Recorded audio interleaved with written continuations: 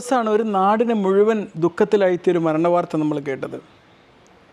Severe allergy reaction വന്ന് ഒരു പെൺകുട്ടി മരണപ്പെട്ട വിവരം നമ്മളൊക്കെ നടുക്കിയിട്ടുണ്ട്. പ്രത്യേകിച്ച് നമ്മളെ കൂടെയൊക്കെ ജിമ്മിലും വർക്കൗട്ടൊക്കെ ചെയ്തുകൊണ്ടിരുന്ന പെൺകുട്ടിയാണ്. അനഫിലാക്സിസ് എന്ന് പറയുന്നൊരു പ്രശ്നം കൊണ്ടാണ് മരണം സംഭവിക്കുന്നത്.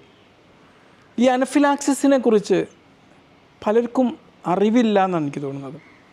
നമുക്ക് പലതിനും അലർജി വരാറുണ്ട്. എന്നാൽ ഈ അലർജി വളരെ സിവിയറായിട്ട് വരികയും നമ്മൾ ആന്തരിക അവയവങ്ങളുടെയും നമ്മുടെ ശരീരത്തിൻ്റെ പല പ്രവർത്തനങ്ങളെയും താറുമാറിലാക്കുന്ന അത്രയും വലിയ രീതിയിൽ വരികയും അതിലൂടെ നമ്മുടെ ബ്ലഡ് പ്രഷറൊക്കെ പറ്റ കുറഞ്ഞു പോവുക, ഒരുപാട് റാഷ്, ചൊറിച്ചിൽ, തൊണ്ട അടഞ്ഞു പോവുക, ശ്വാസം മുട്ടൽ, ഇതുപോലൊക്കെ പ്രശ്നങ്ങൾ വന്നിട്ട് യഥാർത്ഥ ചികിത്സ എത്തിയിട്ടില്ലെങ്കിൽ മരണം വരെ സംഭവിക്കാൻ സാധ്യതയുള്ള ഒരു വലിയ അലർജി റിയാക്ഷനാണ് അനഫിലാക്സിസ് എന്ന് പറയുന്നത്. നമ്മുടെയൊക്കെ ക്ലിനിക്കൽ പ്രാക്ടീസിൽ പലപ്പോഴായിട്ട് ഇതുപോലെ അനുഭവങ്ങൾ ഉണ്ടായിട്ടുണ്ട്. ഇന്നും ഓർക്കുന്ന 3-4ഓളം കേസുകൾ ഇപ്പോഴും എനിക്ക് ഓർമ്മയുണ്ട്. വളരെ സിവിയർ അലർജിക്ക് റിയാക്ഷനായിട്ട് വന്ന കേസുകൾ. അലർജി ഉണ്ടാക്കുന്ന വസ്തുവുമായിട്ടൊരു സമ്പർക്കം ഉണ്ടായിക്കഴിഞ്ഞാൽ ഏതാനും മിനിറ്റുകൾക്കുള്ളിൽ തന്നെ ഈ റിയാക്ഷൻ അപ്പിയർ ചെയ്യും. ചിലപ്പം ചില ഭക്ഷ്യവസ്തുക്കൾക്കായിരിക്കും, ചിലർക്ക് ചില മെഡിസിൻസിനായിരിക്കും. പെനിസിലിൻ മെഡിസിനൊക്കെ അലർജി ഉണ്ടായ എത്രയോ ആൾക്കാർ നമുക്കറിയാം. ചിലർക്ക് ചിലപ്പം എന്തെങ്കിലും ഇൻസെക്ട്സൊക്കെ കടിച്ചിട്ടായിരിക്കും, ഉറുമ്പ് കടിച്ചിട്ടൊക്കെ സിവിയർ അലർജി ആയിട്ട് വരുന്നവർ നമ്മൾ കണ്ടിട്ടുണ്ട്.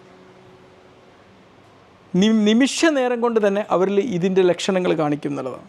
ഇതെങ്ങനെയാണ് സംഭവിക്കുന്നത്? ഇപ്പോൾ ഉദാഹരണത്തിന് നമ്മളൊക്കെ ഇങ്ങനെ നാട്ടുകൊണ്ടിരിക്കുമ്പോൾ നമ്മളെ പട്ടാളക്കാർ മുഴുവനായിട്ട് വന്നിട്ട് അങ്ങോട്ട് അറ്റാക്ക് ചെയ്യാം.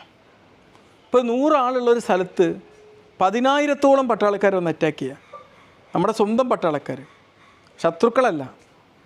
ശത്രുക്കളാണെന്ന് വിചാരിച്ച് അറ്റാക്ക് ചെയ്യുക. എന്തായിരിക്കും സംഭവിക്കുക? ഇതുപോലുള്ളൊരവസ്ഥ നമ്മുടെ ശരീരത്തിൽ സംജാതമാവുകയാണ്. ചില അലർജി ഉണ്ടാക്കുന്ന ചില ട്രിഗറുകൾക്ക് നമ്മുടെ ശരീരത്തിലേക്ക് പ്രവേശിക്കുമ്പം ഇതിനെ പ്രതിരോധിക്കാൻ വേണ്ടി, ഇതിനെ തുരത്താൻ വേണ്ടിയിട്ട് നമ്മുടെ ശരീരത്തിൻ്റെ പട്ടാള നിര അങ്ങോട്ട് ശക്തമായിട്ട് ഇങ്ങോട്ട് ഉയർത്തെഴുന്നേറ്റ് ഇങ്ങോട്ട് വരും. ചെറിയൊരു അലർജി റിയാക്ഷനെ പ്രതിരോധിക്കാൻ വേണ്ടി ഒരുപാട് അങ്ങോട്ട് വരികയും ഇത് അവസാനം ശത്രുവാര് മിത്രമാര് എന്ന് തിരിച്ചറിയാതെ നമ്മുടെ ശരീരത്തിലെ പല അവയവങ്ങളെയും കയറി അങ്ങോട്ട് ആക്രമിക്കാൻ തുടങ്ങും. അപ്പോഴേക്ക് അതിൻ്റെ ഈ അവയവങ്ങളൊക്കെ പ്രവർത്തനം താറുമാറാവുമ്പോൾ ഉണ്ടാകുന്ന ഒരുപാട് ലക്ഷണങ്ങൾ അവിടെ അപ്പിയർ ചെയ്യും. ബ്ലഡ് പ്രഷർ പറ്റ കുറഞ്ഞ അനഫിലാക്റ്റിക് ഷോക്ക് എന്ന് പറയും. ഷോക്കിൽ ഈ അറ്റാക്ക് അങ്ങോട്ട് ഉണ്ടാകുമ്പോഴേക്ക് ഇതങ്ങോട്ട് എല്ലായിടത്തും കയറി ആക്രമിച്ച് അങ്ങോട്ട് കൊളാക്കുമ്പോഴേക്ക് നമ്മുടെ ശരീരത്തിൻ്റെ മുഴുവൻ ഭാഗത്തും ഇൻഫ്ലമേഷൻ, നീർവീക്കം കൊണ്ട് ശക്തമായിട്ട് വ്യാപിച്ചു വരും. ഈ അനഫിലാക്സിസ് തിരിച്ചറിയാൻ പറ്റിയ റെഡ് ഫ്ലാഗുകൾ എന്തൊക്കെയാണ്? നമ്മുടെ സ്കിന്നിൽ ഹൈവ്സ് എന്ന് പറയും, ചെറിയ ഇങ്ങനെ മുയച്ച് വരുന്നൊരു സാഹചര്യം, ശക്തമായിട്ടുള്ള ചൊറിച്ചിൽ, പിന്നെ ചിലവർക്ക് ശക്തമായിട്ടുള്ള ശ്വാസം മുട്ടൽ, ശ്വാസം കിട്ടാത്തൊരവസ്ഥകൾ, പിന്നെ ശ്വാസം ചിലപ്പോൾ ബ്ലോക്കായി പോകുന്ന സാഹചര്യം, പിന്നെ ചിലപ്പം ചില വയറുമായി ബന്ധപ്പെട്ട പ്രശ്നങ്ങൾ വരിക, നല്ല ഓക്കാനം വരിക, ഛർദ്ദിക്കുക, വയറിൻ്റെ ഉള്ളിൽ ഇങ്ങനെ ഉരുണ്ടു മറിയുന്ന സാഹചര്യങ്ങൾ. ഇതൊക്കെ ഇതെല്ലാ ലക്ഷണങ്ങളും കണ്ട കേസുകളൊക്കെ നമ്മൾ കണ്ടിട്ടുണ്ട്. ഹൃദയ സംബന്ധമായുള്ള പ്രശ്നങ്ങൾ വരാം. ബ്ലഡ് പ്രഷർ സാധാരണ നോർമൽ പെട്ടെന്ന് അങ്ങോട്ട് താഴോട്ട് പോകുന്നൊരവസ്ഥ, തലക്കറങ്ങി വീഴുന്ന അവസ്ഥ. ഈ ലക്ഷണങ്ങളൊക്കെ പെട്ടെന്ന് തന്നെ പ്രോഗ്രസ് ചെയ്യാനും വഷളാവാനും സാധ്യതയുള്ളത് കൊണ്ട് എത്രയും പെട്ടെന്ന് തന്നെ ട്രീറ്റ്മെൻറ്റ് കിട്ടൽ അനിവാര്യമാണ്. ഇപ്പോൾ ഈ അനഫിലാക്സിസിൻ്റെ ചെറിയ രീതിയിലോ വലിയതുമായിട്ടുള്ള ലക്ഷണങ്ങൾ വരുമ്പോൾ നമ്മൾ എന്താ ചെയ്യുക? തീർച്ചയായിട്ടും ഇതിന് വേണ്ടിയിട്ട് എന്തെങ്കിലും വസ്തുക്കൾക്ക് അലർജിയൊക്കെ ഉള്ളവർ ഒരു എപ്പിനെഫ്രിൻ അല്ല അഡ്രിനലിൻ്റെ ഒരു ഇഞ്ചക്ഷൻ നമുക്ക് നേരെ വെക്കാൻ പറ്റുന്നത്, ഇൻസുലിനൊക്കെ വെക്കാൻ പറ്റുന്നത് ലഭ്യമാണ്. അത് കരുതി വെക്കുന്നത് നല്ലത് ഈ അലർജി റിയാക്ഷനുള്ള ആൾക്കാർക്ക്. അപ്പോൾ പെട്ടെന്ന് തന്നെ അത് കൊടുക്കാൻ പറ്റും.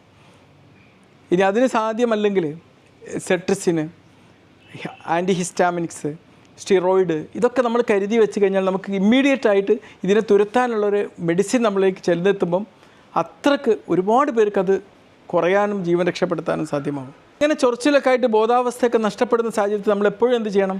നേരെ കിടത്തിയിട്ട് കാല് എലിവേറ്റ് ചെയ്ത് വെക്കാൻ ശ്രദ്ധിക്കണം. അപ്പം നമ്മളെ ശരീരത്തിലേക്കുള്ള ബ്ലഡ് സർക്കുലേഷനൊക്കെ മെയിൻറ്റെയിൻ ചെയ്യാൻ അങ്ങനെ ആ ഒരു പൊസിഷനിൽ കിടത്തൽ ആവശ്യമാണ്. ഇതിൽ ശ്രദ്ധിക്കേണ്ട ഒരു കാര്യം എന്ന് പറഞ്ഞാൽ, ഇപ്പോൾ ഒരു അലർജി റിയാക്ഷൻ ഉണ്ടായി, അതിൽ ട്രീറ്റ്മെൻറ്റൊക്കെ കൊടുത്ത് പിന്നെ അങ്ങോട്ട് വേഗം തിരിച്ചു പോകരുത്.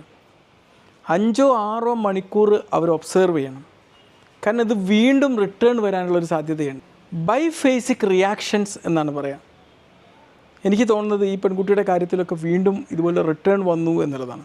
ഈ ബൈഫേസിക് റിയാക്ഷൻ വന്നു എന്നുള്ളതാണ്. അപ്പോൾ ഒരു അലർജി ആയിട്ട് ഒരാൾ വന്നു കഴിഞ്ഞാൽ അവർക്ക് ഫ്ലൂയിഡ് ഉണ്ടാവും, അലർജി കുറക്കാൻ വേണ്ടിയിട്ടുള്ള മെഡിസിൻസൊക്കെ കൊടുക്കുന്നുണ്ടാവും. അതോടൊപ്പം ഒരു 5-6 മണിക്കൂർ അവർ ഒബ്സർവേഷനിൽ നിൽക്കേണ്ടതുണ്ട്. കാരണം ഈ ബൈഫേസിക് റിയാക്ഷൻ വീണ്ടും വരാനുള്ള സാധ്യതയുണ്ട്. ഇനി എങ്ങനെയാണ് നമ്മൾ ഈ അനഫിലാക്സിസ് പ്രിവെൻറ്റ് ചെയ്യുക? ഇപ്പം എൻ്റെ ഒരു പ്രൊഫസറുണ്ട്, മൂപ്പർക്ക് ചെമ്മീൻ റിയാക്ഷനാണ്. പക്ഷെ പുള്ളി എപ്പോഴും എന്ത് ചെയ്യും, ഈ ഒരു അഡ്രിനലിൻ ഇഞ്ചക്ഷനും കരുതി വെക്കും, ചെമ്മീൻ അങ്ങോട്ട് കഴിക്കും. പക്ഷെ അതുപോലെ റിസ്ക് ആരും എടുക്കണ്ട കേട്ടോ. അലർജി ഉണ്ടാക്കുന്ന വസ്തുക്കളിൽ നിന്ന് ഒഴിവായി നിൽക്കുന്നതിനാണ് നല്ലത്. പിന്നെ എന്തിനൊക്കെയാണ് അലർജി വരുന്നത് എന്ന് തിരിച്ചറിയാനുള്ള ടെസ്റ്റുകളും ഒന്നുണ്ട്. പിന്നെ എപ്പോഴും അലർജി റിയാക്ഷനൊക്കെ ഉള്ള ആൾക്കാർ ഈ അഡ്രിനലിൻ അല്ലെങ്കിൽ എപ്പിനെഫ്രിൻ ഔട്ടോ ഇഞ്ചക്ടർ കൂടെ കരുതുക. വീട്ടിൽ നിന്ന് പുറത്ത് പോകണേ എപ്പോഴും, വീട്ടിലാണെങ്കിൽ ആൾക്കാർ പറഞ്ഞു കൊടുക്കുന്ന സ്ഥലത്ത് ഇഞ്ചക്ഷൻ ഉണ്ട്, അത് കരുതി വെക്കുക. അത് പെട്ടെന്ന് നമുക്ക് വെക്കാവുന്ന ഒരു ഇഞ്ചക്ഷനാണ്. അത് വെച്ച് കഴിഞ്ഞാൽ പെട്ടെന്ന് തന്നെ ഈ അനഫിലാക്സിസ് പ്രോഗ്രസ് ചെയ്യുന്നത് തടയാൻ പറ്റും. പിന്നെ എന്തെങ്കിലുമൊക്കെ അലർജി ഉള്ള ആൾക്കാർ തൻ്റെ വേണ്ടപ്പെട്ടവരോട് ഇന്ന വസ്തുക്കൾക്ക് അലർജി ഉണ്ടെന്ന് പറയാൻ മടിക്കരുത് കേട്ടോ. കാരണം എന്താ പറയാൻ കാരണം എന്നറിയോ? ചില ആൾക്കാരൊക്കെ ഇപ്പോൾ എനിക്കറിയാം, ഒരു ബീഫിന് അലർജി ഉള്ളൊരു ആളുണ്ടായിരുന്നു. പോത്തിന് പക്ഷേ അലർജി ഇല്ല. അവർ പോത്താണെന്ന് വിചാരിച്ച് അന്ന് കഴിച്ചത് ബീഫാണ്. അവസാനം അലർജി ആയിട്ട് വന്നു. മനസ്സിലായില്ലേ? അപ്പോൾ അത് നമ്മൾ ശ്രദ്ധിക്കണം. നമുക്ക് ഇന്നതിന് അലർജി ഉണ്ട് എന്നുള്ളത് നമ്മൾ ഇൻഫോം ചെയ്യണം. ഇപ്പോൾ ചില ആൾക്കാർക്കൊക്കെ നമ്മളൊക്കെ സ്ഥിരം കാണിക്കാൻ വരുന്ന ആൾക്കാർക്ക് ചില മരുന്നിന് അലർജി ഉണ്ടാവും. അപ്പോൾ ഡോക്ടറൊക്കെ നമ്മൾ സ്ഥിരം അറിയുന്നതല്ലേ, പറയണ്ടെന്ന് വിചാരിക്കും. ഒരിക്കലുമല്ല. ഒരു ഡോക്ടർ മരുന്ന് എഴുതുന്നതിന് മുമ്പും പിമ്പും ഒക്കെ പറയണം എനിക്കിതിന് അലർജി ഉണ്ട് കേട്ടോ. പിന്നെ വേണേൽ നമുക്കൊരു മെഡിക്കൽ അലേർട്ട് ബ്രേസ്ലെറ്റൊക്കെ ധരിക്കാറിയാം. ഞാൻ അലർജിയുള്ള രോഗിയാണ്, എനിക്ക് ഇങ്ങനെ എന്നൊക്കെ എഴുതി കഴിഞ്ഞാൽ ആൾക്കാർക്ക് പെട്ടെന്ന് അത് നോട്ട് ചെയ്യാൻ പറ്റും. തീർച്ചയായിട്ടും അനഫിലാക്സിസിനെ കുറിച്ചോ അലർജിയെക്കുറിച്ചോ കൂടുതലെന്തോ അറിയാനുണ്ടെങ്കിൽ താഴെ കമൻറ്റ് ബോക്സിൽ പറഞ്ഞറിയിക്കാം കേട്ടോ.